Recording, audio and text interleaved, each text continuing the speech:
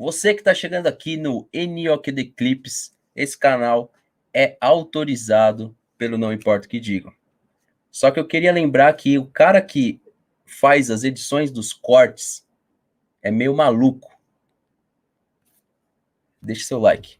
Bom, ó, eu só vou passar o do Ivan aqui, quero fazer só um complemento e pedir o like, hein, de quem tá chegando aí, madrugada, 00h20, nossa segunda live de hoje. Ontem foi 7h30 de live, então essa semana a gente vai receber alguns convidados, trouxe o Rick hoje, daqui a pouco eu vou mostrar o canal dele, tanto do Palmeiras, o perfil dele também no geral, para quem quiser seguir, tá? O Ivan tá falando aqui, ó, Fernando Henrique, o que vocês acham do Jorginho? Quando entrosar no Flamengo? Me parece um cara lúcido. Cara, eu pedi o Jorginho no Palmeiras, né? Não cheguei a pedir ano passado, não pedi, mas falar, né, que ele ficaria livre, que provavelmente era um atleta a voltar para o Brasil. Cara, o que eu acho legal no Flamengo, o cara chegou e já jogou. Isso eu acho que é legal. Você contrata o jogador, você é um jogador que você bota risco, bota grana, provavelmente tem um salário alto, bota para jogar. Qualidade de passe do Jorginho é acima da média. É um volante pegador? Não é. Nunca foi um cara de marcação, é um cara para ajudar naquilo que o Flamengo faz bem, né? Para ajudar, que é posse de bola, que é buscar uma assistência no passe. Então, cara, para mim foi uma boa contratação, o Rick, eu não sei o que você acha, e deve ajudar o Flamengo, porque é uma contratação pensada no estilo de jogo do Flamengo. Quando a gente falou dele no Palmeiras, ainda nem tinha Emiliano Martins, para vocês terem uma noção. Era para ajudar na construção de estilo de jogo que o Palmeiras não tem. Ou seja, enquanto o Flamengo troca quase mais de 600 passes quase que em todo jogo, pelo menos 570 para cima, o Palmeiras é um time que troca 330, 380, 400, e eu acho que a gente precisa melhorar isso baseado até em declarações antigas do Abel, que às vezes é importante você ter o controle da partida através da posse. Então, para mim, Rick, a contratação é boa. A contratação é boa. Hoje, para mim, não é um desafio do tamanho dele. O desafio é o Chelsea. Ele é um cara que conhece o Chelsea, né? Passou por lá, acho que o melhor momento dele foi lá, inclusive. Então, eu acho que o desafio para ele é Chelsea. Esperança não, mas eu acho que é um jogador que ajuda o Flamengo, sim. Acho que ajuda. O Jorginho é um jogador que chega e joga, realmente, você falou bem, é um jogador que chega e joga e hoje, por exemplo, eu não acho que ele tenha feito uma ótima partida, até porque ele está estreando hoje, não está acostumado ainda com a dinâmica do time, nem teve muito tempo para treinar com o time, mas ele já decidiu o jogo, decidiu entre aspas, né? O jogo já estava decidido, tinha um certo risco, mas o passe dele ajudou a pelo menos tirar esse risco aí do final do jogo do Flamengo. É o tipo de jogador que, cara, enquanto ele não entrosar com o time, e aí eu já não é nem querendo criticar, mas eu já faço um paralelo com o Vitor Roque, por exemplo, que eu não acho que é esse jogador. Eu acho que ele depende de contexto. É um jogador que não está entrosado ainda com o Palmeiras e, por não estar entrosado, ele acaba não fazendo muita coisa. O Jorginho não, ele não está entrosado com o Flamengo e mesmo assim ele consegue, pela qualidade dele e... Desculpa perguntar, mas você sinceramente acha que o Vitor Roque já entendeu toda a dinâmica de jogo do Palmeiras? Eu Ou acho você acha que... Ou não? longe, mas muito longe disso.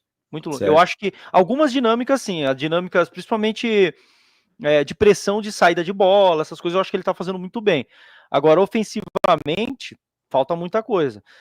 O Jorginho, por exemplo, ele não precisa não precisa de tanto tempo para entender a dinâmica de um time. Seja o Flamengo, fosse o Palmeiras, fosse qualquer outro time, porque ele é um cara rodado, experiente e inteligente, né? Um jogador bem inteligente. Não que o Vitor Roque seja burro, mas não é da característica dele ler o jogo, né? Ainda falando do Vitor Roque, eu acho que ele, nesse último jogo, ele já deu uma melhorada no momento do sprint para atacar a última linha.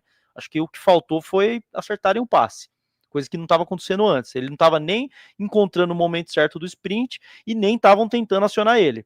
Ontem, pelo menos, ele deu o sprint, tentaram o passe era interceptado, pelo menos já é um avanço. Agora, o Jorginho no Palmeiras, eu acho que seria um caso de um cara que não é do estilo de jogo do Palmeiras. E aí você bem falou, né? Seria uma questão para tentar melhorar, uma questão de construção que eu não sei se é a prioridade do Abel. Por isso é a incógnita, né? Uma total incógnita se seria uma boa ideia ou não. Eu acho que até não. Tá pensando Sim. pelo Abel. Eu até me surpreendeu ele ter optado pelo Aníbal, né? Porque é uma construção, para mim, são jogadores diferentes, Emiliano e Aníbal, até na questão do passe. Enfim, não é uma prioridade do Abel, mas o Flamengo contratou coerente, né? O Palmeiras também contratou coerente. Quando o Palmeiras buscou o Paulinho e o Vitor Roque, é dentro do que o treinador pede. Até o Giai era dentro do que o treinador pedia, porque durante o jogo você vê o quanto que o Giai fechou na marcação como volante, voltava como lateral, fechava como volante, voltava como lateral. E o Abel queria um cara assim, queria um cara de capacidade que desse a ele um terceiro zagueiro, né? O Rocha foi transformado nisso, tanto que a carreira do Rocha, se você perguntasse para qualquer um, quem é o Marcos Rocha? Um lateral mais ofensivo.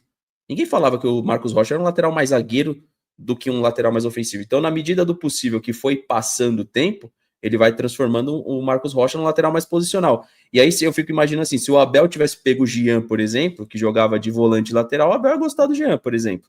Então, isso é muito da característica do treinador. O Abel está mais próximo das ideias, inclusive do Bruno Lage, do que o Boca fez na 4-4-2, por exemplo. O Bruno Lage entra também no 3-4-3.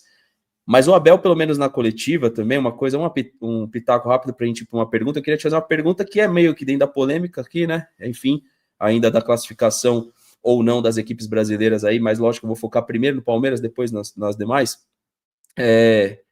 O Abel, pelo menos, falou e mostrou o entendimento da equipe do Porto, né? Quando ele falou que o Porto, antes do Anselmi, jogava num sistema mais dentro do 4-3-3. Eu lembro dos bons momentos do Porto aí, realmente jogando com 4-3-3. Até lá atrás tinha Boubacar, Marega, aí antes Jesus Corona. O Porto sempre foi um time de jogar com dois abertos e um centroavante, pelo menos os que eu tenho memória, né?